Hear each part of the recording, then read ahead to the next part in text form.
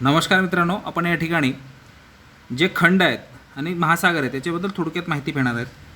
या ठिकाणी बघा, जे महासागर आहेत त्यांची नावं आपल्याला लक्षात ठेवायची. पॅसिफिक महासागर, अटलांटिक महासागर, हिंदी महासागर, आर्कटिक महासागर आणि दक्षिण महासागर. मग हे जे महासागर आहेत ते कोणत्या खंडाला वेगळे करतात त्याच्याबद्दल आपण थोडीशी माहिती पाहूया. या ठिकाणी बघा, आपल्याला दिसतोय पॅसिफिक महासागर, याला आपण प्रशांत महासागर म्हणून ओळखतो. त्यानंतर या ठिकाणी आहे अटलांटिक महासागर, या ठिकाणी आहे दक्षिणी महासागर, आर्कटिक महासागर, हिंदी महासागर आणि हे पॅसिफिक महासागर, ज्याला प्रशांत महासागर, जो गोलाकार बनवल्यावरती असे दोन्ही त्या हा भाग आणि हा भाग इकडे जॉईंट होणार आहे. तर हे पाहत असताना आपल्याला सगळ्यात महत्त्वाचं बघायचं आहे. तर पॅसिफिक महासागर किंवा ज्याला प्रशांत महासागर म्हणून आपण ओळखतो, हे नॉर्थ अमेरिका कोणाला वेगळं करतं? हे दोन खंड, जे नॉर्थ अमेरिका आणि आशिया या दोन खंडाला हे पॅसिफिक महासागर किंवा प्रशांत महासागर वेगळं करतं. जर आपण हा मधला भाग बघितला असा डिस्टन्स, तर हा खूप आहे. म्हणजे नॉर्थ अमेरिकेच्या एका टोकापासून दुसऱ्या टोकापर्यंत आपल्याला जायचं असेल तर खूप मोठं अंतर आहे. पण आपण हा जर भाग असा परत गोलाकारपणे जोडला तर हा पॅसिफिक महासागर त्या बाजूने या नॉर्थ अमेरिकेकडे जोडला जाणार आहे.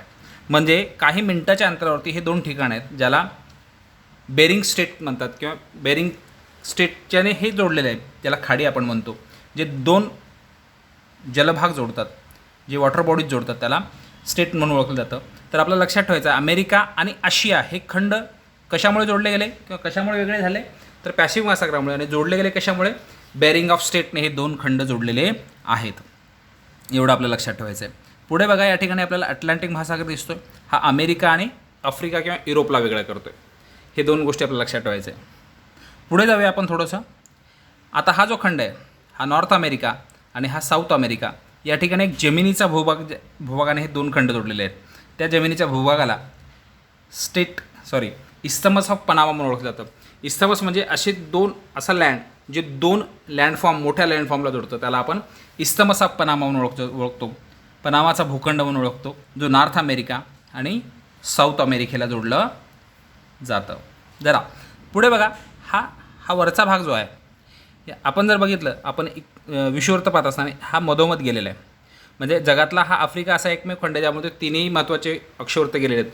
कर्कवृत्त असेल, विषुववृत्त असेल किंवा मकरवृत्त असेल. तर या ठिकाणाचा वरचा भाग जो आहे तो नॉर्थ आणि खालचा भाग साऊथ आहे. हे आपण मागच्या लेक्चरमध्ये बघितलेला आहे. ह्या नॉर्थ अमेरिकेमध्ये हा जो भाग आहे तो ग्रीनलँड म्हणून ओळखला जातो.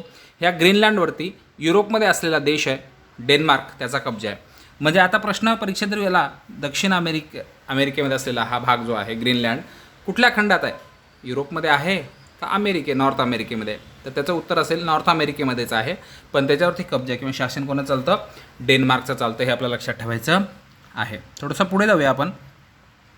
पुढे जात असताना बघा, या ठिकाणी आफ्रिका खंड आपल्याला दिसतोय. हा आफ्रिका आणि हा युरोप. आफ्रिका आणि युरोप या ठिकाणी वेगळे झालेले आपल्याला दिसतात. कशामुळे?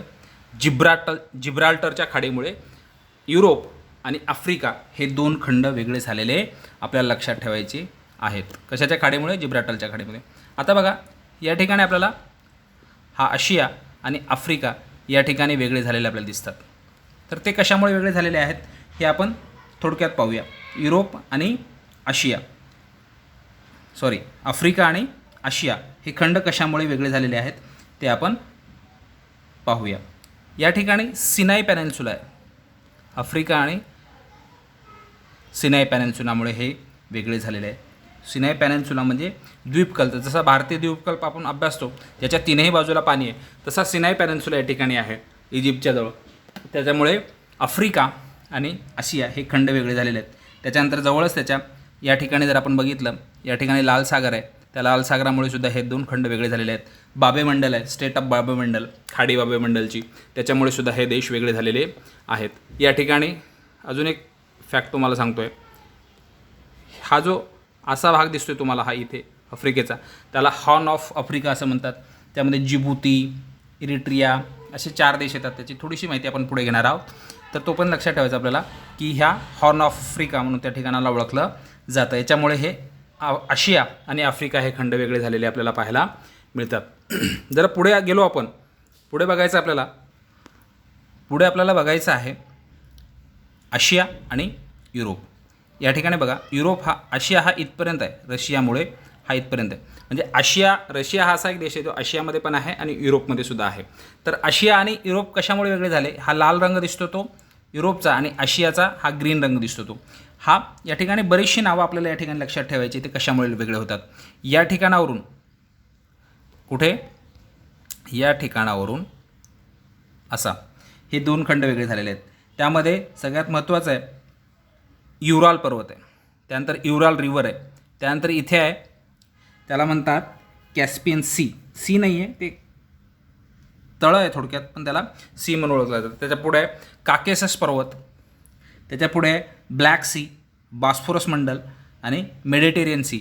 एवढे भाग या ठिकाणी या युरोपपासून आशियाला वेगळे करतात. हे आपल्याला फक्त नावानिशी लक्षात ठेवायचं आहे, जेणेकरून आपल्याला पुढे त्याचा फायदा होईल. जेव्हा आपण प्रत्येक खंड वेगवेगळे बघू त्या ठिकाणी आपण याच्याबद्दल डिटेल माहिती पाहणार आहोत. तोपर्यंत फक्त ही नावं लक्षात ठेवायची.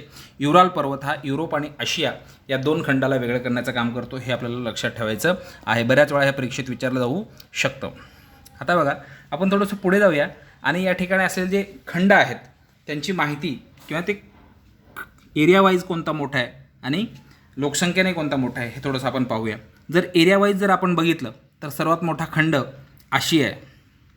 आशिया हा असा खंड आहे बघा, जे युरोप आहे, युरोपमधले लोक काय सांगतात की ते गोऱ्या रंगाचे असल्यामुळे त्यांना असं त्यांना व्हाईट्समॅन बर्डन म्हणून ओळखलं जातं. ह्यांना वाटतं की आम्ही सगळे देवाने आपल्याला विशेष रंग दिला, त्यामुळे आम्ही जगावरती राज्य करू शकतो, अशी त्यांची एक समज होती. पण जे बाकी सगळं राहिलं ते ह्या आशिया खंडामध्ये आपल्याला पाहायला मिळतं. सगळ्या प्रकारचे लोक, रशियामधली लोक इंग्रजांसारखी दिसतील, मंगोलियन टाईपची लोक आहेत. भारताचाच विचार बघितला तर आपण जसं विविधतेमध्ये एकता आहे, वरती दक्षिण आफ्रिकेमध्ये आपल्याला वरच्या भागामध्ये जर बघितलं आपण काश्मीरमध्ये वगैरे तर गोऱ्या रंगाचे लोक दिसतील. त्यानंतर पंजाबच्या भागामध्ये असे एकदम जसे अफगाणी लोक दिसतात, स्ट्रेट अशी सरळ नाकाची वगैरे.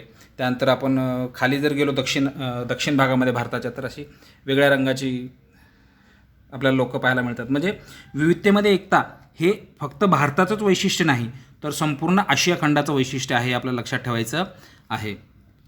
तर आपण एरियाच्या दृष्टीने बघितलं तर पहिला खंड आहे आशिया, दुसरा आहे आफ्रिका, तिसरा आहे नॉर्थ अमेरिका, चौथा आहे साऊथ अमेरिका. त्याच्यानंतर पुढे एरियामध्ये इथे अंटार्क्टिका खंड आहे पाचवा.